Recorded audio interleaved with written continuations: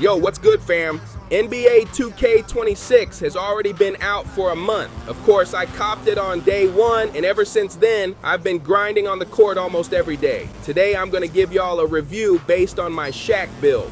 By the way, fam, this ain't no pro gameplay channel. I'm not here flexing crazy skills or trying to act like I'm the best. This is a rookie's perspective, my own experience, so don't get it twisted. I'm just here to have fun and share what it's like playing with my Shaq build. But hold up for a second.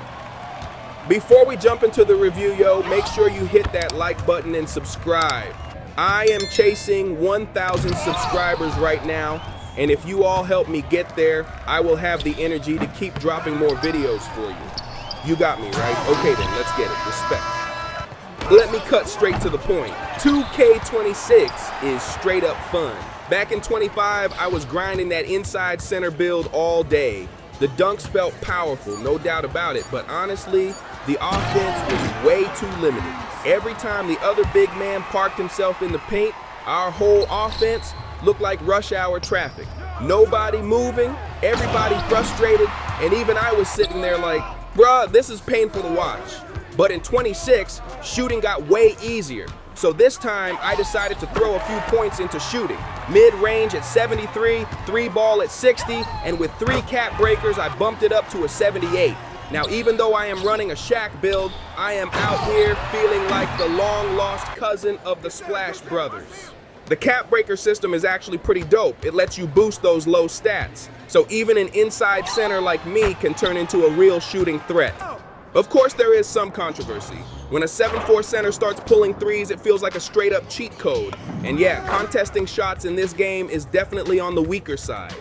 But honestly, I see it in a positive way. Now, beginners or players who never had a jumper before can actually adapt and enjoy the game a lot faster.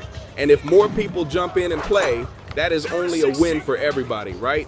My shooting stats are only in the 70s, but mid-range, hop jumpers, even fadeaways, as long as I get the timing right, they drop consistently. And the funniest part, when I'm running around looking like Shaq, my teammates be like, nah, he can't shoot, and they won't even pass me the ball. But then, in a clutch moment, I pull up for a 3 right in their face, and everybody's brains just explode.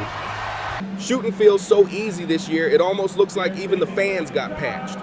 At halftime, a woman from the crowd tossed one up and it actually went in. That was the first time I have ever seen a fan score during halftime in 2K. If you are running an inside build, you cannot ignore shooting. At least mid-70s is the minimum you need to save face. Let's talk about dunks. This year, the layup and dunk meter feels way easier.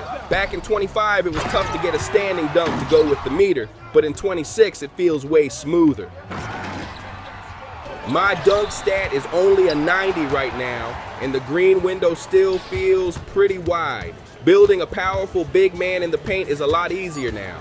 On the flip side, standing dunks and driving dunks feel kind of overpowered.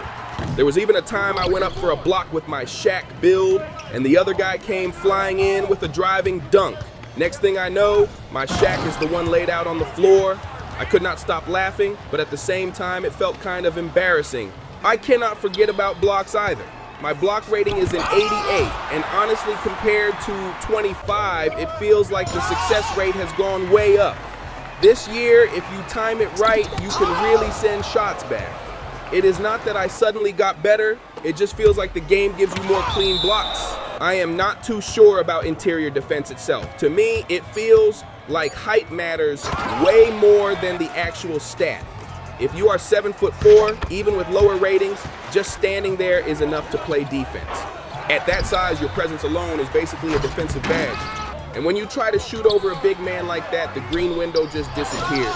And they even added a new post go-to shot, which is kind of funny. Now you can hit a dream shake and feel like Hakeem for a second. It is not super powerful or anything, but when I throw it out just for fun, it makes me laugh.